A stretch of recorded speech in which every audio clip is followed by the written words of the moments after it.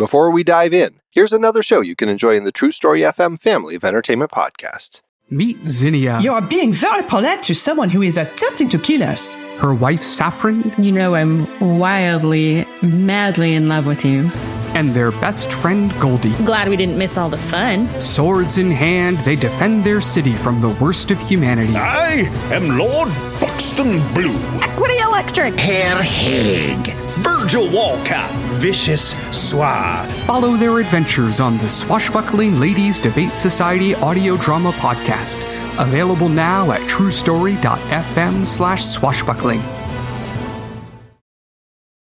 What's up, most excellent friends? It's Chrissy and Nathan from the Most Excellent 80s Movies podcast. It's a podcast where a filmmaker and a comedian And their most excellent guests adventure their way through the 80s movies we think we love or might have missed with our grown-up eyes to see how they hold up. Join us for delightful discussion, Rollicking recaps. ratings, and deep-cut recommendations. Plus, members get some extra fun chit-chat with the hosts after the show. Download the Most Excellent 80s Movies podcast today at truestory.fm. Or find it wherever the finest podcasts are stored. And do remember to keep the Most Excellent 80s Movies podcast motto in mind. Be excellent to each other and... Party on. Party on, dudes.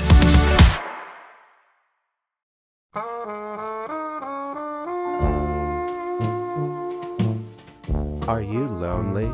Looking to chat with a sexy, sexy monster? Our operators are alone in a haunted house waiting for your call of the void. Whether you're into sexy succubi, virile werewolves, or maybe the Loch Ness Monster for some reason, dial our special chat line at 1-666-HOT-DEATH. You must be over 18 and more than a little desperate to call us at Sitting in the Dark, where all your favorite beasts are waiting with anticipation.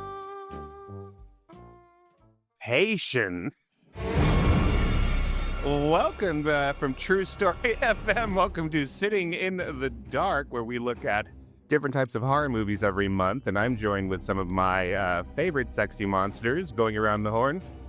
We have our sexy Sasquatch, Kyle Olson. Hello, Kyle. Hell is teenage girl. Hey, we've got our sexy sugar daddy, Tommy Metz III.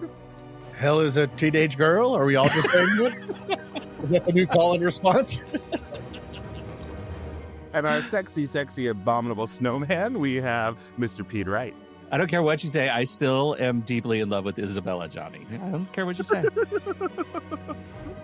All right, that's this month we are looking at the crossover between being scared out of your mind and being maybe a little horned out of your mind, and like how that keeps coming up in horror movies. So we picked 3 movies that are in maybe various levels of sexiness, depending on what you're into.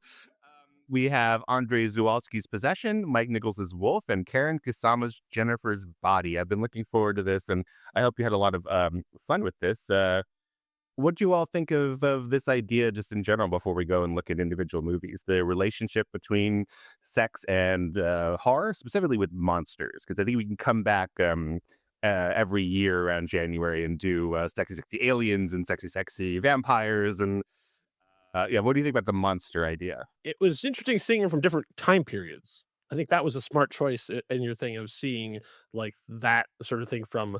what was it, the 70s, and then, sort of up until very recently time. It was how things have changed and how they haven't. Yeah. Right. And different even genres within horror, right? Like a teen sex comedy version of a horror movie and how they deal with sex. And then Possession, whatever that is, whatever genre Possession thinks it wants to be and how that deals with sex. Yeah.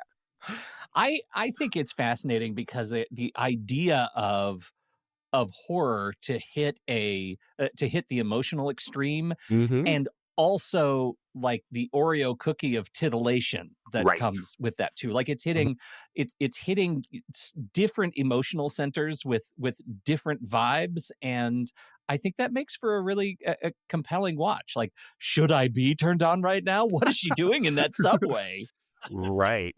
Yeah, there is there's this idea that a lot of our responses in genre entertainment, genre films specifically, but all sorts of entertainment, are to provoke involuntary responses, right? So we go into this space and we're like, hey, movie, hey, video game, do something to me against my will. And that's laughing, right? We don't go there and force ourselves to laugh. We want something else to make us laugh, right?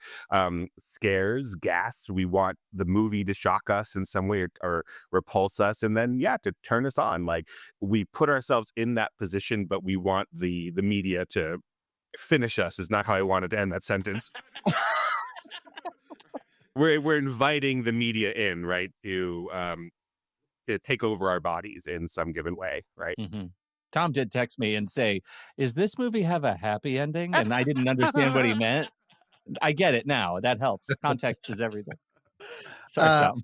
Yeah, because what you're talking about in part is a lack of control or a loss of control. And sometimes sex can be, it makes sense that sex or sexiness would be linked to the, what's the word? It starts with an AB, not abdominal. That's not can't be right. Abominable. Maybe it doesn't matter, but either way, the fact that I'll change it to AN, that sometimes feelings of sex can make humans at their most animalistic. Right. And so it makes sense that there would be something monstrous about it. And our fears of losing control, of it having way too much of a focus in our life. It makes sense that the monstrous ideas could come from that. Right. And I guess all three of our movies, just the way they worked out, go into it and look both at like, oh, I see you, this sex object who I'm attracted to, and you are monstrous. But then we also see it from the point of view of someone who is a monster, who is also experiencing these sexual feelings against their control as well. Yeah, so really cool. Well, I don't know. Normally, we often do these things chronologically, but I thought we might start go in order of least sexy to sexiest. So, do you all have any preferences? So, what's our chronological? What's our least sexy? What's our least sexy pick? Well, if people were really turned on by possession, this is going to turn into a very different show. All right, well, we could just start with possession then. Yeah, this is Andrzej Żuławski's Possession. Even though there's not a W there, I looked it up. That is how you pronounce it, apparently. So Żuławski, with Isabelle Adjani, who won Best Actress at Cannes for this performance and is one of the great beauties, I think, in all of cinema. And then Sam Neill, who I think we all very much know, but I was struck by his beauty in the movie. I had not ever really seen him looking like this. And so the movie starts in the middle of their divorce. We know very little about them. We get to know more about their experiences, but not really more about them as people. And it becomes a sort of a murder mystery and a spy film. And in the middle of it, there is this body horror tentacle thing that is turns out to be the reason she's getting divorced, I suppose, the reason she has this erratic behavior. So yeah, the poster doesn't lie to you. It is about tentacle porn, I suppose. And I didn't look up the history of tentacle porn to look up the movie, but this is the earliest. Just go to my website. Remember it. I'm sorry, what was like?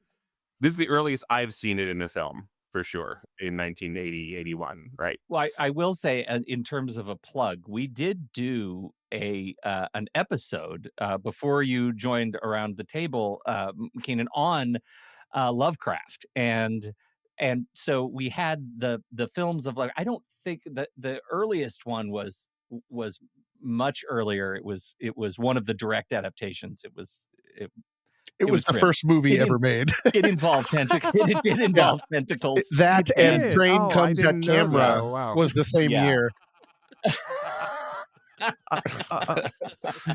Yeah. So it is, and I think this it was a surprise, having not seen this movie, that it was tentacles that was coming in between them and their marriage. Right. Yeah, this was the first viewing for me, first viewing for all of you as well. Yes, 100%. Yeah. So I've heard really good things about it. It's often what film nerds, one of those that film nerds put on for their friends unexpectedly. Like, it sort of has that reputation in, like, Pasolini's Salo or something like that. There's a way to clear the room. Yeah. Yeah. So yeah, I didn't know exactly what to expect from it. But it's interesting thinking. We've come back to this a little bit, a couple of times, like this period of horror films being related to, say, Kramer versus Kramer and Ordinary People, right? And the dissolution of the family and seeing that through a horror perspective. But most of those still are rather chaste, and this one is one that is about their sexual failings and maybe their sexual repressions. And it gets very violent very quickly. And for me, we're not really sure, is he the monster? Is she the monster? Right? We talk about possession. It's in the title, and we're told in the credits that there's going to be some kind of creature, made by Carl Romboli. And so for me, I thought that, maybe he is actually possessed because he's a weird guy himself. And then it turns out that no, that she's the one who's possessed. I wonder how that worked for you all, and how the movie just sort of starts and asks you to catch up, essentially. This movie made me feel crazy from jump. Yeah. Like the way it is filmed so strikingly, so strong, so low angle. Everyone, he was like, you're at a 10, I need you at a 15. Like everyone Right. is just screaming to the back rows of a theater that doesn't exist because this is a movie. It's so weird that at one point I was like, this is not for me. And then at one point I was like, this might totally be for me if I joined it on its wavelength. But I mean, it is so alienating it's a different way than like David Lynch would do it. But Right. I mean, the whole thing made me feel crazy. Right. Yeah. Like I was so on edge, but not in a way that I could fully explain or understand. Everything was a weird choice. That's really interesting. You're talking about like comparing it to Eraserhead, which also has like a little creature monster from like a couple years before this. I hadn't thought of that. Yeah. I just have to say, I was watching the movie about a half hour ahead of Tom, just out of coincidence. Our text chain is fantastic. There is something like I didn't get the movie I want to say at all until it was over, and then reading about what Żuławski was going through at the time, and his own, like, this movie being essentially a glorified diary entry about his own divorce, I think is a fascinating thing, like fascinating at the level of like George Lucas and Indiana Jones and the second one, Temple of Doom. I was just thinking about that. Temple of Doom, right? It's like, here we're going to put on stage or on screen exactly what we're going through, and you're going to see how hard it is to live life right now in our skin, and that's just what we're going to see. And I think the movie ends up pulling it off. This was, I should say, my favorite of the three, and I'm proud I watched it all in one sitting.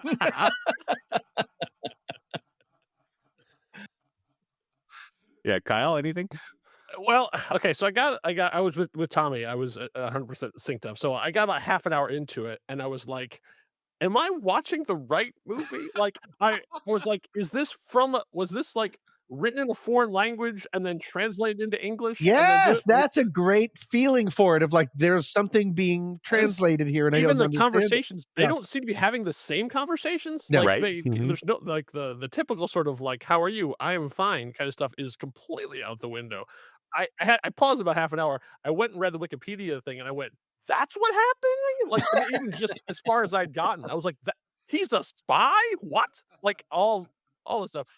And so, as we're friends and we're honest, I got an hour in. I got to the train station, and I was like, I'm out. Like, I'm out. I couldn't do it. I no. tapped You out. didn't finish it? No, I no, couldn't. Kyle, Oh you wow, missed this is like, unprecedented. I don't you missed the understand. tentacle baby. Yes, I did. No. I just couldn't take it anymore. Like, I mean, this is once again value judgment. This is me personally. This may be the worst movie I've ever watched. Wow. There are movies I think shouldn't exist. There are movies that I've seen that I wish I hadn't, and there are ones that I would just like. I don't. This was just a series of images projected rapidly to Provide the illusion of movement. Wow. Provide the illusion of movement. Right. It got to the point where it's just like I was like seeing the Matrix code. But I was like, I don't know what's happening anymore. I had to tap out. Yeah, I am entranced by the things that you were talking about that are alienating. The fact that they're having fights and we're not really sure what they're having fights about. That they both feel like they are projections of like their inner ids.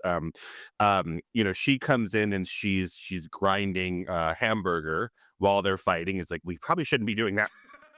And probably something's gonna happen there. And she ends up cutting herself with this knife, right?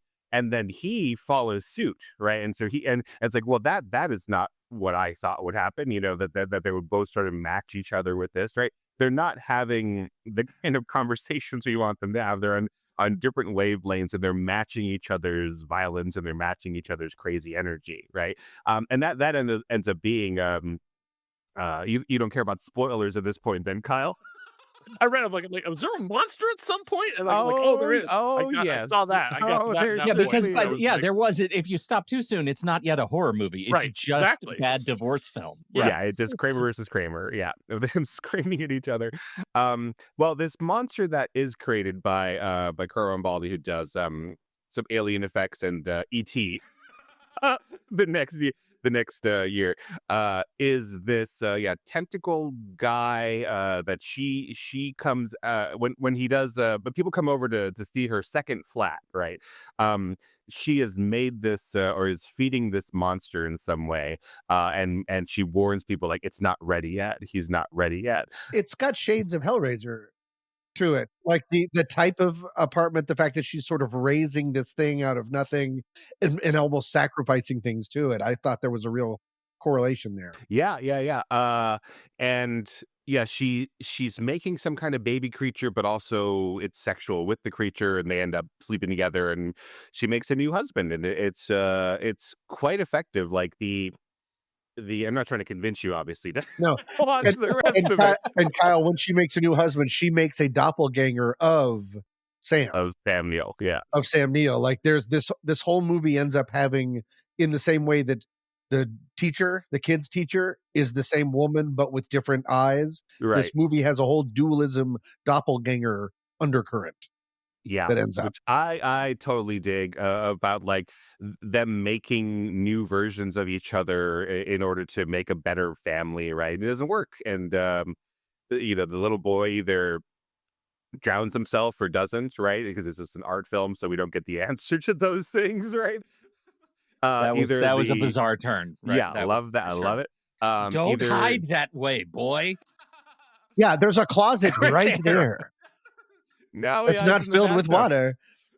And either World War III happens at the end, and everyone blows up in nuclear warfare, or it doesn't. We're not quite sure, right? Yeah, sort of an apocalypse vibe. I think that was really interesting to me. There are two pieces. One, just since we're on the doppelganger part, I think that was an interesting button to push. That we do have Helen for Anna and the creature eventually for Mark, but Mark also has a sort of tertiary identity, right? Because he's also apparently a spy. I didn't get that until the end. Like, I was over the movie, I didn't quite understand what he was doing. I thought he was just always coming back from the grocery store.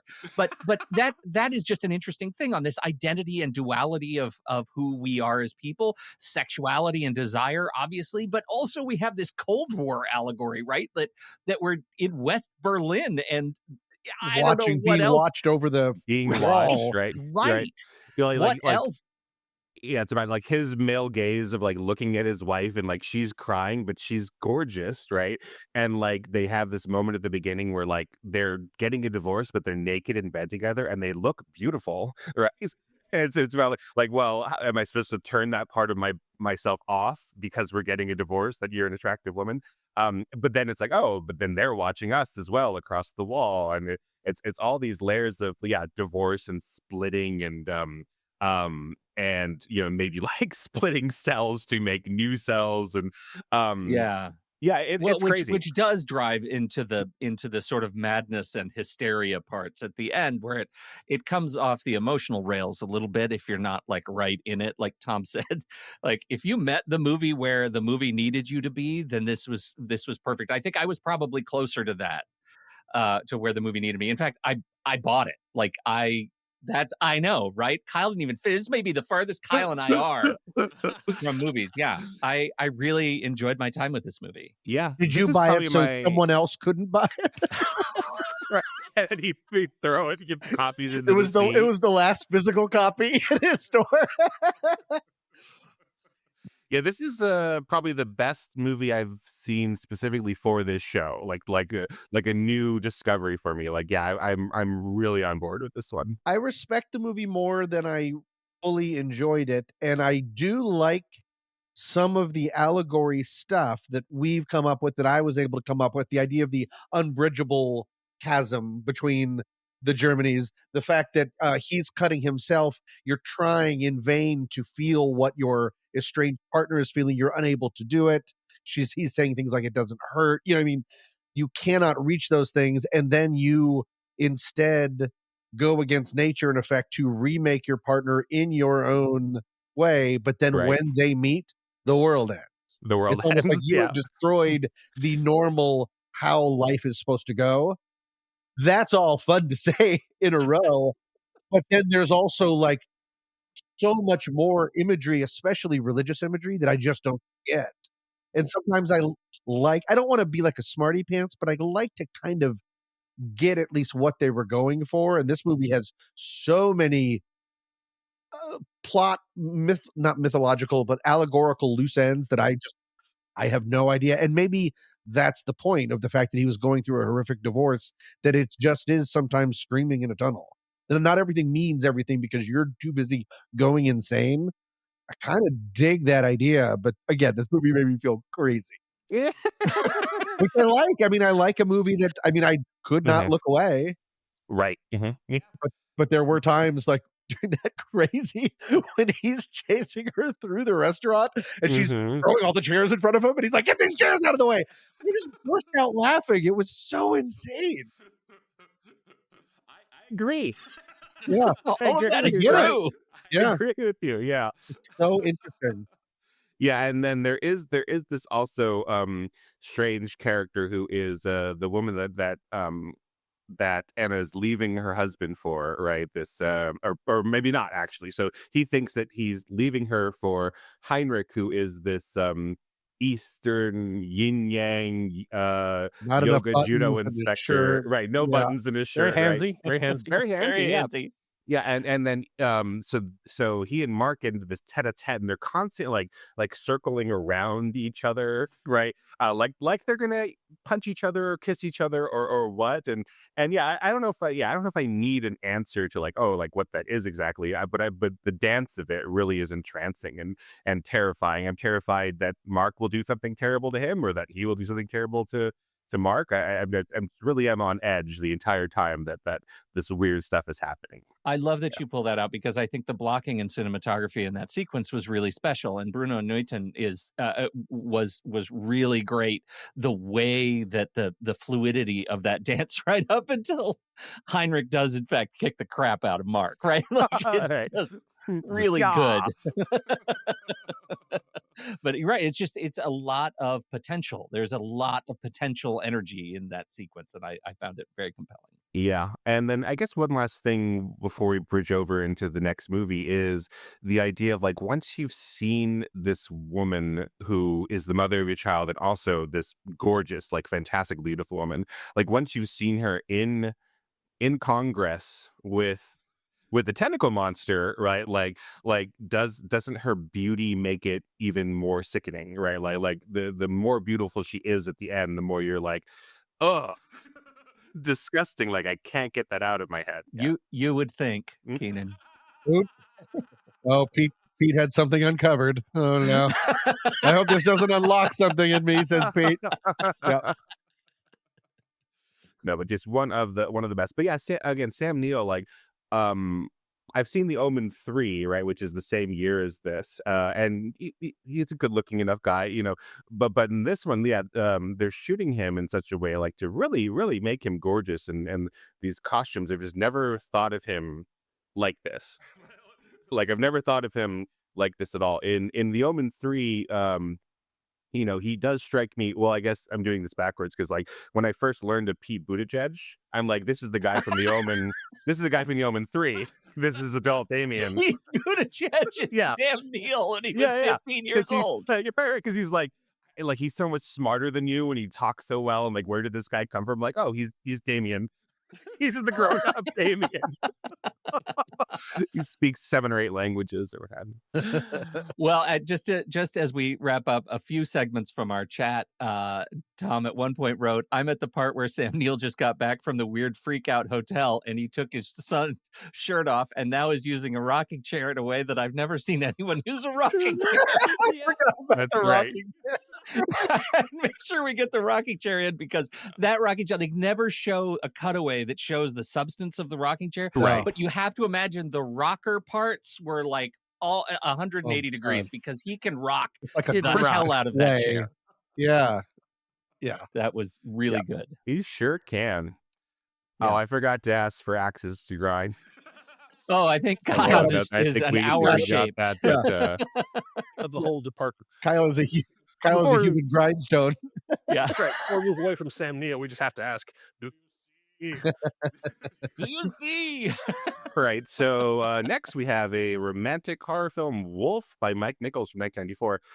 This is Jack Nicholson and Michelle Pfeiffer and James Spader in this strange love triangle / office politics jumble where Jack Nicholson is bitten by a wolf, and maybe for the first 20 minutes we're supposed to think, oh, is he just imagining that he's a werewolf or not?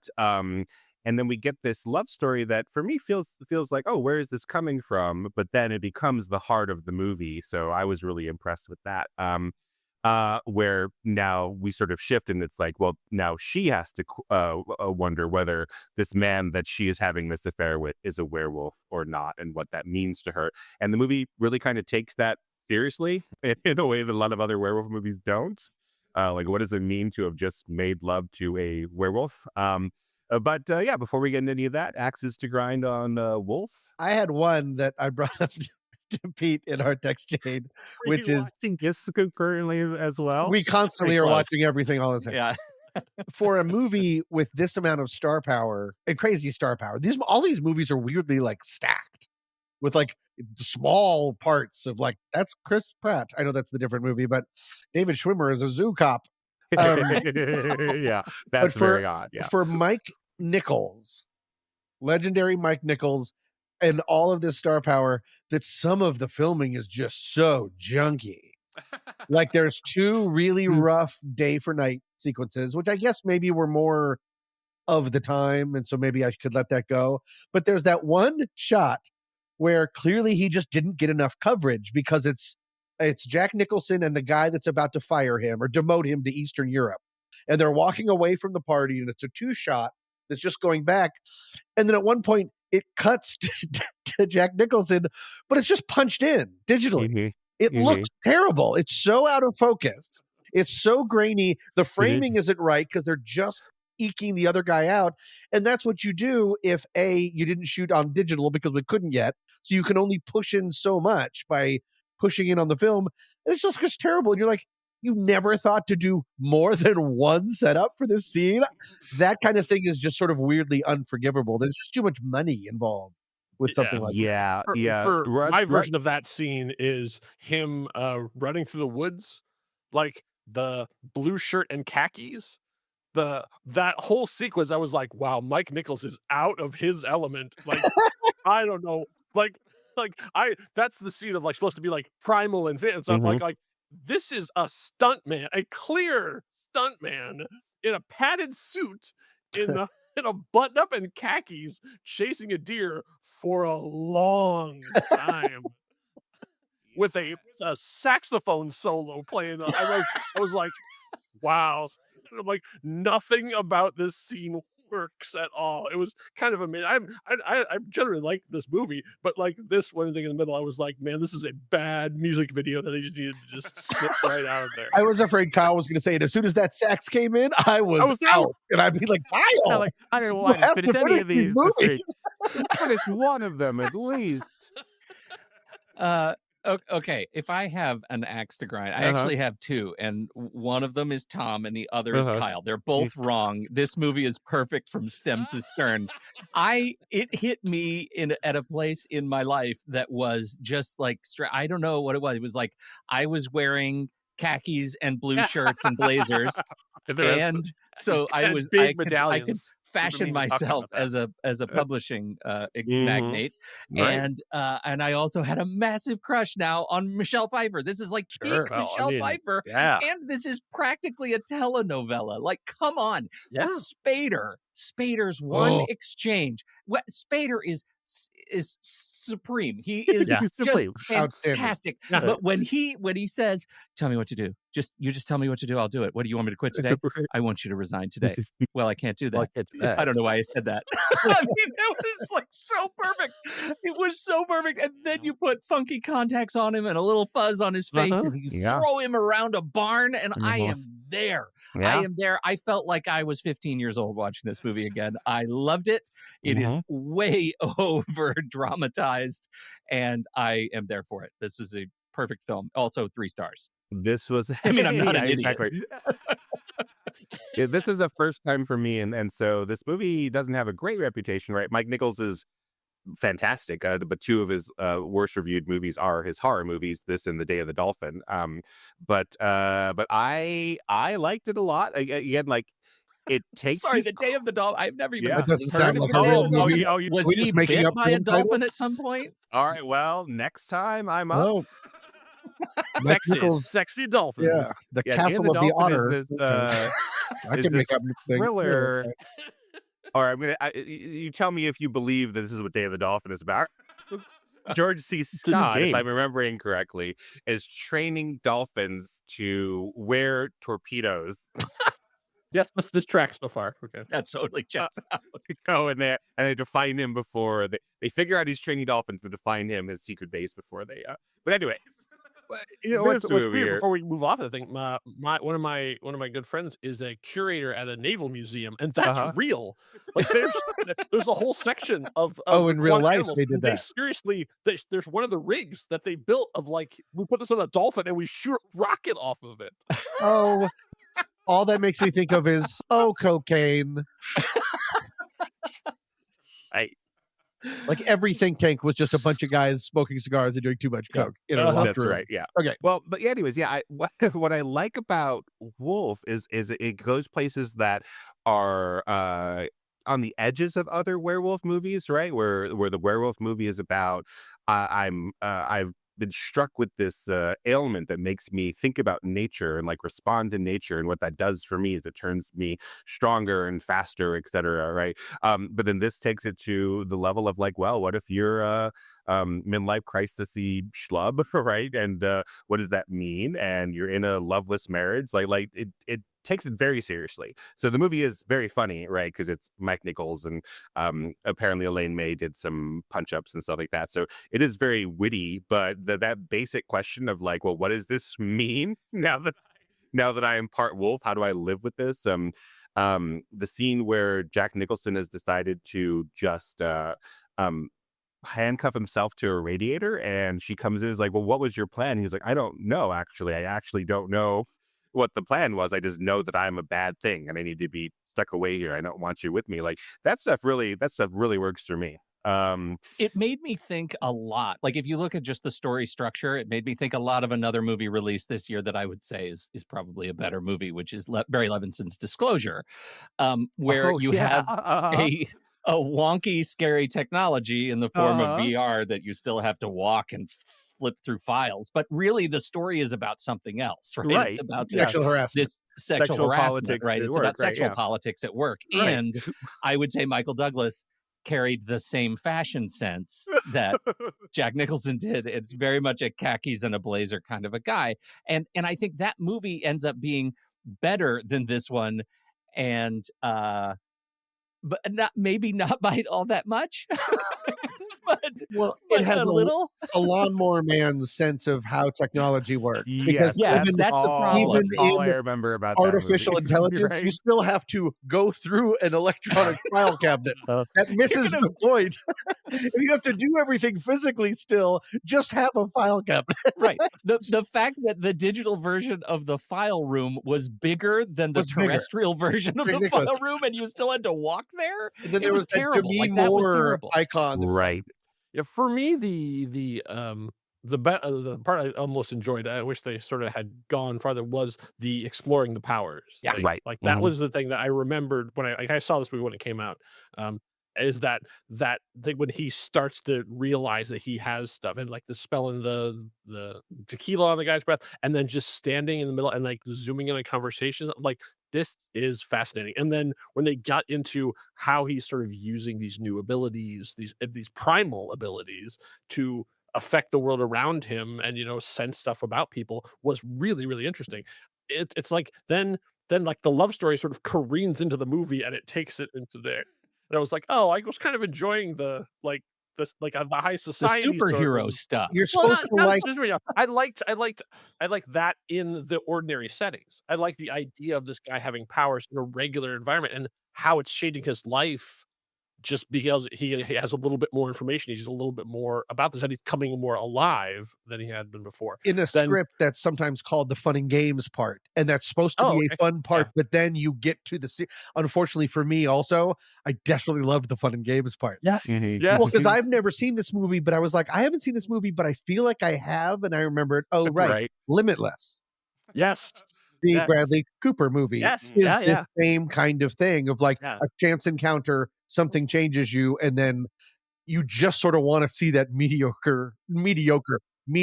rise. I'm mixing all my words up. Yes, Meteoric because rise. by the That time was you so get much to the fun. Book of the Vampire part, Right. I was like, oh, like, it's like they're talking to the. I'm like, and me as the monster guy, like they get to the weird old guy with the mysteries and the amulet. And I'm like, oh, I don't want this. You don't want a solution to this, right? This is what's Oh. wrong with this. What's wrong with it? Yeah. Right. But that being said, I did take shots at him for that that run through the forest scene as well. But that final fight scene is dynamite. Like all the practical effects, Rick Baker, like all the wolf stuff, their makeup I thought was phenomenal. Like I was really surprised at how well that stuff cut together in the barn. All the fight stuff in there I thought was really, really good. At first, I was like, why are Mike Nichols? why are you putting him next to the one animal we know freaks out? But no, that scene was great, and I was alarmed by how the more animalistic James Spader got, the hotter he got. I was Absolutely. Like, I'm here for it. I'm totally fine for it. Yeah. I do. He showed up at the gate in the vehicle, and I'm like, oof. Yeah, I'm opening the gates. For you, Yeah, man. Captain Smoke Show Later, get it. reporting for duty. I just bite myself and fall. Sorry, I keep thinking of things I loved about it. That maybe my favorite effect in the whole thing is him driving through the security guard. Oh, That jeez. stunt was amazing. Gross. Like, Yeah. in the shot of like in the car, seeing the actual stuntman hit the gate and then go over. That was dynamite. Yeah. Spader is Smoke Show here. It makes me think of this though, because Spader and Michelle Pfeiffer are so sexy. Yeah. They're just so incredibly sexy. But Jack Nicholson, comparing this to Limitless, right? Bradley Cooper, for the first part of his career, was cast as like schlubby best friends. Mhm. He was Alias. not. Yeah, an alias. Yeah, and then all of a sudden we just sort of recognized that he was hot, right? But Jack Nicholson, Which will be the is- theme in our next movie, but we'll talk about it. yeah, exactly. But Jack Nicholson has been this sex symbol, right, since the early 1970s. Like not quite Easy Rider, but certainly 5 Easy Pieces, and like just was that for a good 25 years, right? And I don't know if I haven't seen a lot of like literature about that, or people thinking about like why what is sexy about Jack Nicholson? Doesn't really age Yeah. that well. Like Yeah. some of the confidence. Oh, is really? off. You don't think so? I don't think so. Like, and they don't do it. They are so reliant on it's just Jack Nicholson. He is dressed to the frump. Like it's like nothing is bloused right. Like they're doing him. They're like going out of their way to give him no favors while he's surrounded by like Jack Nicholson and Michelle Pfeiffer. And maybe again, that's an age thing that is different of when this movie was made. But most of the time when they were together, I was like, like I love her, but I don't think you should part work. of it is they're designing him to look less energetic and less magnetic than he actually normally is, right? It's a crazily subdued performance, I think, because they're for Jack Nicholson. Right. Yeah. because I yeah. think that they're expecting when he's the wolf, he's gonna really give it to you. You know, he's gonna really do his thing. But like, yeah, I don't know. Do you all have any thoughts about like what is sexy about Jack Nicholson in general? Because I mean, like that was a 25-year streak where he was the leading man in Hollywood. Charisma. I mean, it really comes down to just like he's got that something that translates through the screen. That's just beyond just being in the room with him. Or just like he has a definite objective. He has a definite, magnetism around him. Yeah, I can't really explain either, but it's there.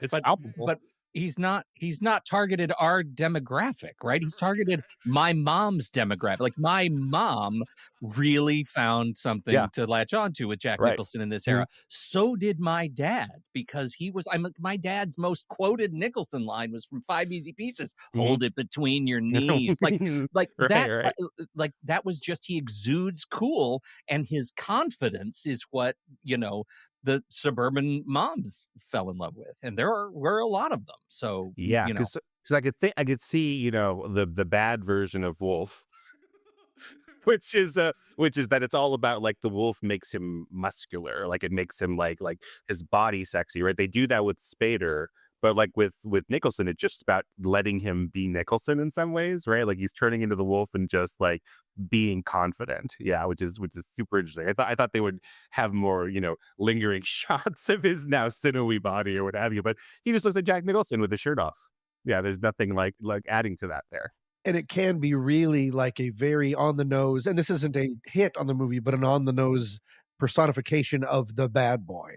The bad, very danger can come at any second, but I can tame the beast kind of feeling that is a traditional sexy archetype. Yeah, because like I was saying, introducing this movie, right?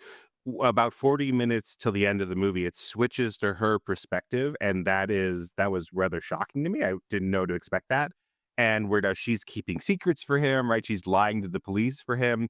And then when she's alone with neither the police nor him in the room, she's like, is this the right thing at all? Like, have I just totally screwed up here, right? And, the idea of I've just had a werewolf inside of me, right? And then he leaves, and now I'm like, what does this mean? Like, what am I doing to my life right here? That's super interesting. Where she cannot she has no one to talk to about it. Like where there's no Rosie O'Donnell best friend. She's like, but he's a werewolf. What would this Break movie up have been? with him. Right. She said to live with that alone because she's a loner. And when she becomes wolfified at the end, that's quite something too.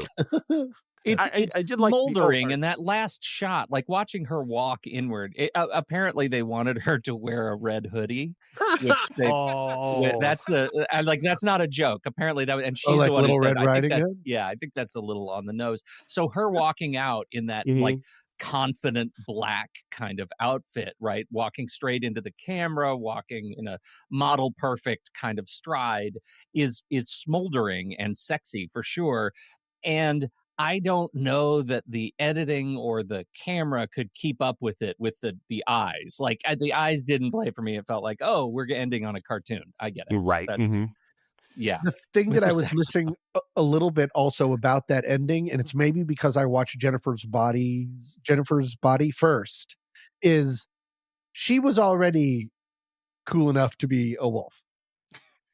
She wasn't remade into something. She was already confident, successful, awesome. Whereas in the final movie that we get to, there is a big transformation that also I still have questions about, but that didn't have the same kind of punch because I was like, oh, now she's just going to be hairier. Like she was already a badass. You know what I mean? She was the coolest person in the world. Yeah. I like she was wolf cool from the like when she hands Nicholson the drink. Like she was cool enough to wear the fur, and she already knows like we don't know what panic attack is back then. Yeah, but she says your anxiety thing. I know, solved by brown liquor. You're 60 years old, but let me tell you what a panic attack is. I did even though like tracking the love story of this may be a little bit, but like I did enjoy the anti-flirting in that scene where she sort of is just being herself, just being normal, and then he immediately shuts down anything of like, oh, like I'm just too old. Like it's not even that typical sort of that Jack Nicholson sort of thing of like, well, absolutely just like, no, I'm married and I'm old. Like, Yeah, I'm old, and and then when he dissects her personality at the breakfast table and stuff too, like it's sort of this anti thing. And then the fact they actually end up together is unusual. But I like that it wasn't so like, ooh, old wolf on the prowl. Right. So just as because I like talking about this with all of these movies, when they made these movies, I'd like you to guess without looking what the actual ages of the actors were at the time. And I'd like to include Jack, Michelle, James, and Christopher Plummer. I looked this up, so I'll I can't do ages. He's running the big show. Yeah, today. I know he's running the He's big gotta show. do I just find this fascinating. So Hey, Tommy, give it just a tell me shot. who you think is the youngest. Michelle Pfeiffer. Michelle. Michelle No. Pfeiffer. It's Christopher Plummer. Psych. No, it's James Spader. Spader was 34. Michelle Pfeiffer was 36. So she Okay. was Pretty 36, close. and she gets in a flirty McFlirt off with Jack Nicholson, who was 57, who was. I don't know what kind of relationship they wanted to create between Christopher Plummer, the old billionaire who buys the company, but my expectation was that they were trying to code that as a bigger gap. Like this guy was an older guy, and Nicholson was the young guy, but Christopher Plummer at the time was 64, and not much older. The gap isn't that much, and I was looking for undercoding or subtext of daddy issue. Yes, also, which I didn't really find, because Christopher Plummer isn't enough of a character, I don't think, to have enough, and their relationship isn't really explored. Well, and the things that do jump out. The things that do jump out are, he actually has the line. The only things that's important in about why she's talking to you is because dad doesn't approve. Right. So clearly she's rebelling against him in some way, but I don't think it was sold terribly confidently. And it was not lost on me that it was in the final fight scene was the Joker, Catwoman, and Ultron. But... Oh wow, that is so good, Kyle. I did not even catch that. That is there's a 3-shot of them, and that was curtain on that one. That's perfect. Yeah. Oh my perfect. God. And one last thing here, some of the reviews, including Roger Ebert, are like, why does this movie cost $70 million? Like, even if you have Jack Nicholson, who was the highest paid actor, right, in the early 90s because of Batman, right? Why is this a $70 million movie? And so you see that in a couple of reviews, like wondering, like, what is that about? And I don't know if we have an answer to that. But all those springboards in the final scene. I hope Chris Baker got a big chunk of that because he did a lot of. It's expensive to rip shirts over and over and over. Right. Horses. Yeah. It was the horses. That's all the horses. Angry horses. All right, and so our last movie is a teen sex comedy by Karen Kusama, but written by Diablo Cody, who usually gets the authorship credits for whatever movie she's writing. And this is with Megan Fox and Amanda Seyfried, who have a love-hate BFF relationship that turns psychosexual as Megan Fox gets turned into a succubus, I think it's fair to say. Yeah, this is the first time watch for me, but I had read the screenplay before with my students, so I have a little bit of thoughts there. Any axes to grind with Jennifer's body? Well, my opposite axe to grind is the only thing that I'd never seen this movie. The only thing that I knew about it was that this is the director of The Invitation, which I really love because I love cults and I love contained things. So I was like, let's see this movie. I'm going to stop there for now. But it's very different from, it's very Destroyer and Girl Fighting. Yeah. I was surprised. No, I guess we're just doing axes to grind. Axes to grind. I have a question to grind. I'm not sure if it's an axe. I'm not entirely convinced, other than it seems like a cool idea, why the behind the bars bookend. Oh, okay. Yeah. Other than she was meek and now she's powerful. There's a lot of other ways to do that without turning her into a criminal sociopath. So I was just confused. I get the setup and it's a badass idea and to have her float out and stuff, but I was like, it was a lot of work I wanted to talk about that, but I want to save it for sort of towards the end. But I had the same sort of. So that's a potential axe to grind. Axes. Yeah, I'm throwing my axe to the end to talk about. I'm with you on that one. Yeah. You don't even want to do an axe right now, Kyle. Your axe is so honed. I'm sending my axe. I'm shipping it, so You're it'll arrive in it about 15 minutes. Yeah, and then I'll let you know when it gets here. My axe is the dialogue. I think that I really struggle with the script, and I struggle with it because it's Juno in a horror movie, and that doesn't track. There's so little threat and intensity, and I think I feel like Diablo Cody wanted to be Joss Whedon on his best day and couldn't get there. And so I found it kind of a withering experience listening to these characters talk, because what's left is the sexuality and the horror, and there aren't enough dead people in this movie. I was about 15 minutes into this movie, and I was like, "Ooh, somebody watched Juno too many times." And I looked up, and I'm like, "Oh, right, I forgot that Diablo Cody was." That's funny. This has the biggest body count in this week, at least, and maybe bigger than a lot of movies that we've seen. But they burn up at the beginning in a different way. Well, it's very funny. I am one of the few people, I guess, who did not care for Juno. I know this isn't a show about Juno, but when I saw Juno, this voice was so unexpected to me, and I was like, I can't pay attention to this movie. And then sort of similar to what you're saying, Pete, about how it cuts through the tension of this horror movie. For me, people came out of Juno and they're like, I just care for that person so much. I'm like, I don't know. I think that like she's so strong and like above it that I don't see that she's ever going to have any problems, right? So here now going into a movie knowing Diablo Cody as a brand and then reading her columns, which are great, right?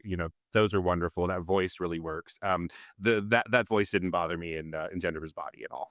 Yeah. Really? So I'm just like going in like I know what I'm getting into, when I'm looking at it. So I dug it as much as I didn't like it. Like there's so many like every line is a big swing, and for every like in Juno there was was she won the Academy Award for, right? Yeah, she sure did. Yeah. Then you rewatch it, Juno, and it's like that's one doodle that can't be undone, home skillet. You're like, what's happening? I'll have to call you back. I'm on my hamburger phone and things like that. Yeah. This movie had enough winners for me. What I thought about it when I was watching it, I was like, something about this, because I looked out, I was like, oh, the director of the invitation, why doesn't this movie feel real? It doesn't feel like like a real world or a real movie. But then what turned me around was, oh, you know what else wasn't real but was highly stylized and kind of neat was Heather. It's one of my favorite movies. Has a lot of the same. I think Heather's is a stronger script, but has a lot of that same kind of heightened high school is battlegrounds. Unreality reality, which when you know about it, you give yourself over to it, can be really exciting. Have you seen Lisa Frankenstein? No. Okay. That's Diablo Cody taking the Heather's dial, cranking it all the way to the end, and yanking the knob off. Okay. Yeah. It's a lot. Okay. It's really interesting though, like to move to Karen Kusama, like I haven't seen all of her films, but the films that I do love of Karen Kusama's are the ones that tend to be more grounded. Girl Fight is extraordinary. I think it is a wonderful film. And Aeon Flux is less so. This is less so, right? I feel like there is Karen Kusama has a really interesting cinematic language, right? Her tool set is fascinating, and I don't know that it's well applied here. And it's the same thing with Diablo Cody in this horror experience. Like it's just like high jump, low ceiling for me. Well, I was good with it, and I think that Megan Fox is just really outstanding, and the way this. When my students complain about actors, we have sort of an unwritten policy at my university, UNLV, to try to steer them away from, crapping on an actor, because you really have no idea whether an actor is good or not when they're in gigantic, big budget crap that you have no idea, right? So Kristen Stewart and Robert Pattinson are two of our best actors. It turns out, right? And they shoveled a lot of stuff to get there. Right. And this sort of shows me, an alternate reality where Megan Fox could have been something really, really special. This is a performance that is, yes, sexy, but also funny, smart, and just like that girl power stuff that really works. So the relationship between her and Amanda Seyfried really works for me, and that's the heart of the movie, I guess. So yeah, I absolutely agree. We were just Tommy and I were talking about that last night, that there is an alternate path for Megan Fox where she never met Michael Bay. Right. And she became quite a star and quite a star of substance. And instead she ended up in this timeline where she got the motorcycle scene and everything changed. Because I think she does have chops. I was expecting a Denise Richards in anything kind of situation of like, you're kind of not acting as much as you're posing, and I get it, and it's fine. She's kind of playing a little nerdy at first, and I thought it was really interesting. I never knew that she had that, because even on New Girl, which she was funny, it was stunt casting because she was playing Cold Stone Fox. Megan Fox, I guess, pun intended, now that I back to it. And then going against Jake Johnson, who was such a schlub. Like, this one was more range than I've seen her be allowed to show. And Amanda Seyfried, I mean, those glasses. I know. Look, glasses. Man, what an uggo. Why did they put those two together? Insane. She's all that. I know. Right. She's in her overalls. Like, Amanda Seyfried is one of the most beautiful women in the world, and she's only not the most beautiful woman in this movie because Megan Fox is also in it, and then they put her in glasses. It's like the idea that anybody would Megan Fox, and then just not turn slightly to the left and go, "Whoa, hey, hold on!" Yeah, right. Like, she's wearing a hat that says "gross" on it, and you're like, okay. Well, what we're all really saying is Amanda Seyfried can play a really believable nerd, right? Yes. Say that? Mm-hmm. Can we say that? No. Oh, we're not saying that. All right. She understands the pathos of what it is to be a nerd, at least, right? Yes. And she also, made her bones working her way up. I met her when she was on Veronica Mars. Yeah. Those were the days. Those were the days, right? And so and just as striking in person, where I was tongue tied for the first minute. I was like, oh, I'm supposed to be like not just staring at her amazing eyes, but saying something nice. Amanda, would you mind putting on this pair of glasses real quick? I can do my job. Okay, now I can talk to you like a regular person. So it's Kristen Bell sitting right next to you. But she was lovely and charming. And we talked about Mean Girls. That was at the time fun. Too. So yeah. But yeah, this is the Hollywood of it. You have to just sort of believe that. But this would come like, oh, look, something just got delivered. It's my axe. I find Needy's story so much more interesting than Jennifer's. Like, as we're going through, there's all these different things. I'm like, oh, that would have been a better movie. Oh, that would have been a better movie. Like, I feel like focusing on Jennifer as the man-eater is kind of the most boring of all of the ideas that they put forth in this thing. Like, a rock band is, sacrificing someone for success and then riding the trait and then having it all come due. That's a really good story. And for me, Needy as someone who has these powers now, sort of in this insane asylum, that's a movie. Like, that's I'm more interested. Like this one, I was like, oh, of all of the things you presented, you've chosen the least interesting one, and you presented it in the most ordinary way. And here we have Jennifer's Body. Like, it's a movie I didn't dislike, but I was pulling so hard for it. Like, oh, you can do it, little movie, and it just never came together for me in the way that I wanted it to. It does seem like there's an interesting thing in terms of the horrorness of it, right? Like, the movie lands on Jennifer being our point of interest character, right? Our point of view character, because it exists in this succubus horror genre. But there are other movies that do the innocent sort of or protagonist with lots of crazy things going on around them very, very well. And I think they missed the boat there. I think they missed the boat that this wasn't a what's a vampire one? Little children cry, little sister. What was that one? Lost Hanging Boys? off the bridge. Lost Boys. Like they focus on the young kids and there's crazy vampire stuff happening around them. That gives us fear, but we don't focus on those characters because once I relate too much to Megan Fox, I'm not scared anymore. Yeah. And I think that's the challenge for me. There's a really cool idea at the heart of why she is the focus of the misunderstanding of what men want from girls. Right. And where they think that, hey, she's a virgin is going to save them because they're looking for a slutty girl. Right. That is a funny bit. And then that becoming the problem is that they need a virgin. They're not convinced that a girl who looks like her could be a virgin and all that. That's really super interesting stuff. I do wish there was a little bit more about that, about what sexuality means to different groups of people in this high school universe, right?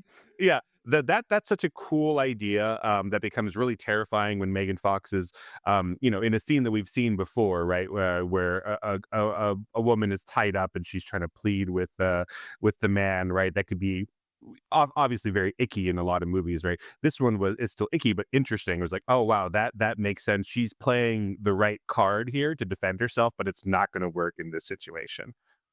I really wanted the movie to focus its aim a little bit because there's like three big things going on. One of them is like, you can see this as like feminist, like a feminist movie, but most of the guys she kills are nice. Right. Like they're good. They're not, this isn't like a promising young woman situation where you're like, yeah, take back the night. I mean, they're all like, she's really roping them in and they are like, I don't know about this. Right. And then it really, like more than that, it's about toxic female friendship.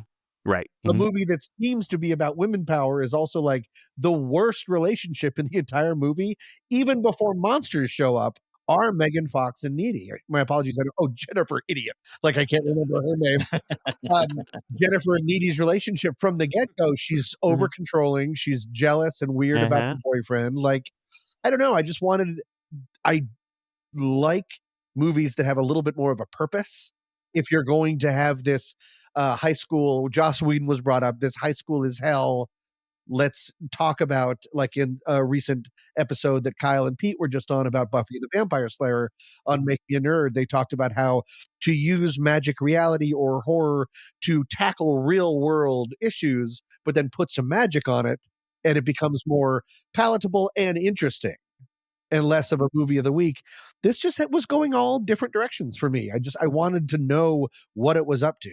And I couldn't quite figure it out. As much as it's like there is a cheesecake factor to this, like you cast a Megan Fox and then you want to get like the full experience of having her on set. You get the lake swim, yeah, exactly. But that's not exactly what I was going to bring up. The lake swim, like this happens, and I'm like, I understand why this is here, but also why is this here? Because I don't. It doesn't fit thematically with the rest of the stuff. It was just like, hey, I bet you we could get Megan Fox to swim. Great. Right. Like, and that's as far as the when in the planning of it. It was just strange because it didn't seem to. It wasn't even bridging from one thing to another. It's not like she had been on one side of the lake and swam across. It was just like, also here's 3 minutes.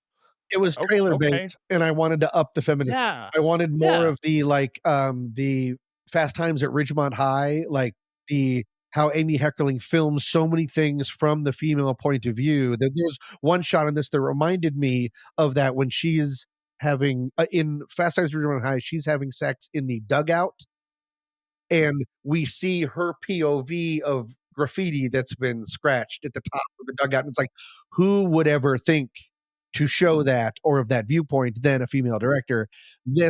A version of it was the blood coming down as she's having sex with her boyfriend, which was still interesting though, because you just don't see that viewpoint. I wanted more of that.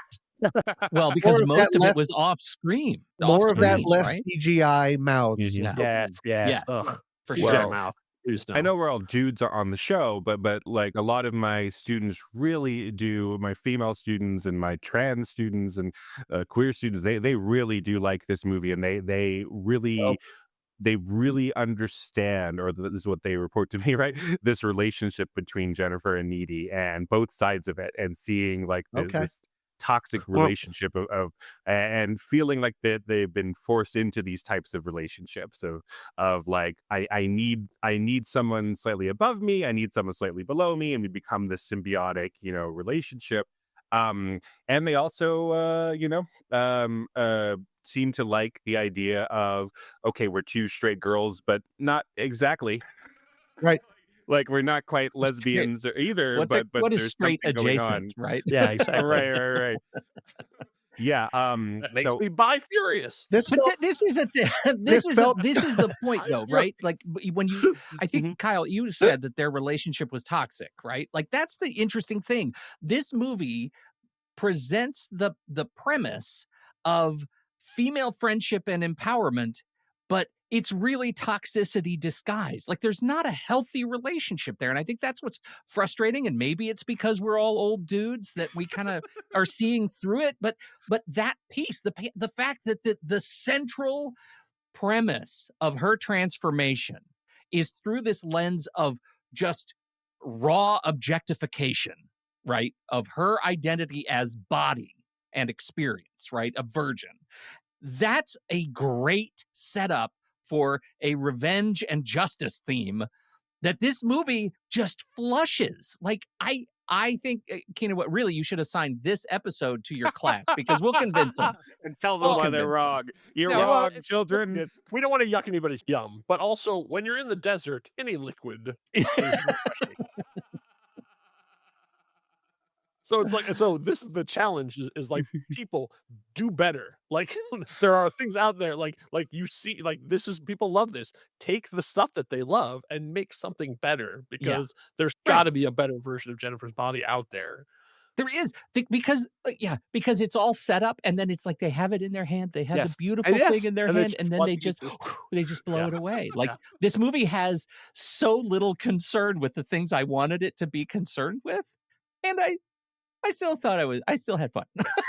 I still had a really fun time. Right. Made it all the way to the end. I hate this movie. 3 stars, like Wolf. I did like the fact that her boyfriend was dumb as a post, though. Like, I love him, young Neil from Scott Pilgrim in the World. Yeah, exactly. I love him. Oh, so the original screenplay that I did read with my students before I saw this, which isn't how you should watch movies first and then read the screenplays. But are there differences? Backwards.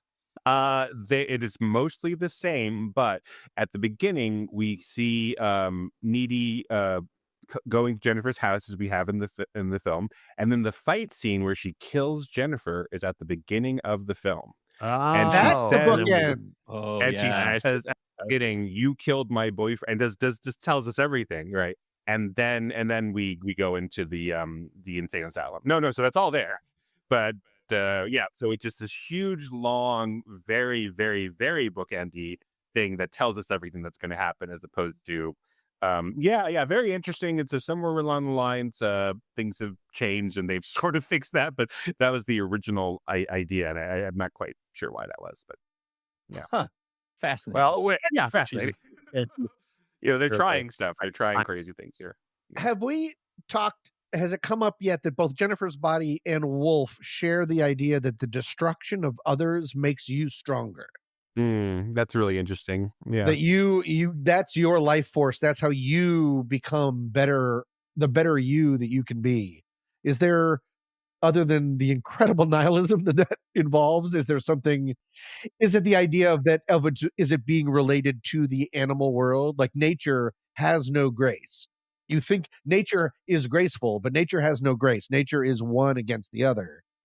And I wonder if that's just the toxic relationships too, because like Spader wants to be Jack Nicholson. Like he's doing everything to like, I want your job, I want your wife, like I want to become the thing. But at the same time doing it with a smile on his face and like his arm around him. But then there's also a toxic relationship with Jennifer and Needy, but not quite the same thing because they're not trying to be each other. but they also are bad. But they are feeding off of each other. And she, like Jennifer, keeps going after people as soon as what's her name? Needy says, no, he's nice. Druggy emo is nice. Oh, yeah. My boyfriend is right. nice. That's when she's like, she would never turn. So she is consuming what she wants her friend. So maybe it's just sort of like a survival of the fittest, like kind of when humans are reduced to animals, that's how it would play out. And then how does that connect to having a miscarriage in the middle of a train station? No, I'm going to say in Possession, she ends up feeding these people who are in positive relationships, right? So Heinrich is very happy with Thanos. He gets fed to the thing. And it turns out in this really, again, strange, oblique way, the detectives are like a husband and husband detective agency that, we weren't aware of that until later. But yeah, feed them. Feed them in there. To the man to the beast. Yeah. The one husband is like, I need to like this goes beyond my case, right? Like, the police are going to get involved. They're going to get into your business, et cetera. But more than that, I've got to find this guy because I'll confess to you, he's my boyfriend, right? He's my partner. And I need to find him. And it's like, oh no, feed him to the tentacles. He's going to get in there, and we're going to use his amino acids, can turn him into a better husband than Sam Neill. Thank you. So maybe that's part of it. This is a big amino acid movie. You're right. Yeah, that's the I didn't see that before. Animalistic nature that is under all of humankind could be the thing that it doesn't take much to make us monsters. That in all of these movies, especially with Wolf, you just take out the monster part and you've got a complete corporate satire takeover business movie that would have been thrilling also. But then also Disclosure. Disclosure is just Wolf without the wolf. Forgetting, yep. Yeah. Who pees on whose shoes in Disclosure? I can't remember.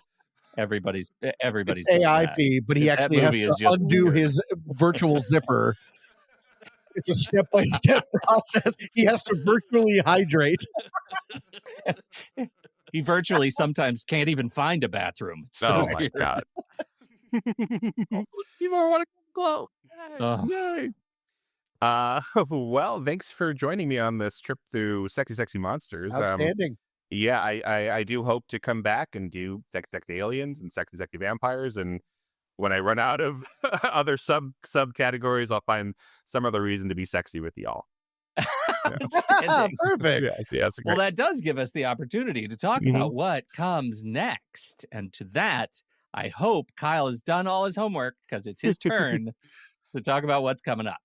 It did. So I wanted to revisit a horror trope that we've seen time ago, and even came up a lot, Pete, when you last did your one of First Frights, and that is the lesson of the final girl. Great. So that is something that has been a long staple in things that have gone on. So I wanted to sort of check in on that, see how we're doing now. So I've picked 3 movies that have a final girl component to them, but they're all from the last couple of years. So we're going to start with The Invisible Man from 2020. Outstanding. Great. Sweetheart from 2019. Never heard of it. No. I'm looking forward to you guys watching that one. And then Prey from 2022, which is a Predator franchise. So I'm calling this Last Woman Standing. Excellent. Okay. Outstanding. That is a great trio of movies. And it's good because when we first started doing this, I did a short segment on Final Girls. This is before you were able to rejoin us, but we didn't. This is back when we weren't doing like full movies. I was just like throwing out, here's a bunch of examples. So to actually talk about it is better. And it's so it's not worth revisiting. You are visiting it. It's so great. Yeah. I just sort of glanced by it. So this is awesome. Well, I think it's great too. And thank you, Kynan, for leading today. Thank you, Kynan. Thank you, Professor. Awesome.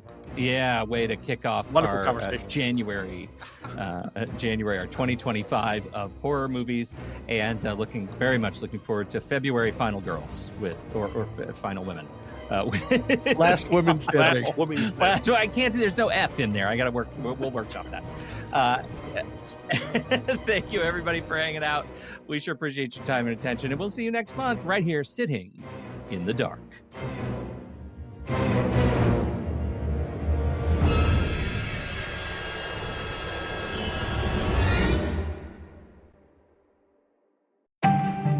Hey, Pete, have you ever been fascinated by the allure of secret societies throughout history? Are you kidding me right now, Andy? I live for this stuff. From the Freemasons to the Illuminati, I am obsessed with these clandestine groups. The Rosicrucians and their ancient wisdom, the Skull and Bones Society at Yale with its powerful alumni network. I'm drawn to them. There's something about how they offer this exclusive access to hidden knowledge. They totally capture my imagination. It's like they give this sense of belonging to something greater than oneself. Wow, sounds like you're looking for one yourself. Do you even need to ask? Where do I sign? How much blood do I have to give? Are there any required tattoos or brands involved? Is it my first or second born that they need? Well, what if I told you that there's a secret society for film lovers right here at the Next Reel family of film podcasts, all proud members of the True Story FM network, and you don't have to give any blood or either of your kids? You've got my attention, Andy. What can you tell me about this cinematic brotherhood? When you become a member of the Next Reel family, you gain access to a treasure trove of exclusive content, early episode releases, and a community of passionate film enthusiasts who share your love for movies. It's like being initiated into a secret order where you're privy to the inner workings of our shows, including the Next Reel, the Film Board, Movies We Like, Sitting in the Dark, and CinemaScope. But Andy, as a member, will I unlock a world of bonus content from extended conversations and behind-the-scenes insights to exclusive pre-show and post-show discussions that expand the conversations about the films we love? Why, yes, the true power of this secret society lies in its community. As a member, you'll join an exclusive group within our Discord community where you can engage in clandestine conversations with other passionate film fans in our members-only channels. But what about live recordings, Andy? The sacred rituals of any good cinematic order. Will these episodes be scheduled in advance so that members like me will know when to gather around the virtual pyre in real time via YouTube? Ah, yes. Perhaps the greatest secret of all is that by becoming a member, you're not just investing in your own entertainment, you're also supporting the tireless work of our independent creators and helping to keep the magic of cinema alive and well. So if you're ready to join this elite group of film lovers and unlock the secrets of cinema, head over to truestory.fm/join. For just $5 a month or $55 a year, you will gain access to a world of exclusive content, engaging discussions, and a community that shares your passion for movies. Head to truestory.fm/join to sign up. Andy, I can't wait for you to welcome me into the inner circle of the Next Reel family of film podcasts. I'll see you in the secret chambers. Now, when do I get my ring? Well, we don't actually offer rings with your membership. Tattoos or brands? When can I do that? No tattoos. Secret handshakes? Tell you what, you and I can come up with our own secret handshake, okay? No, I mean, at the very least.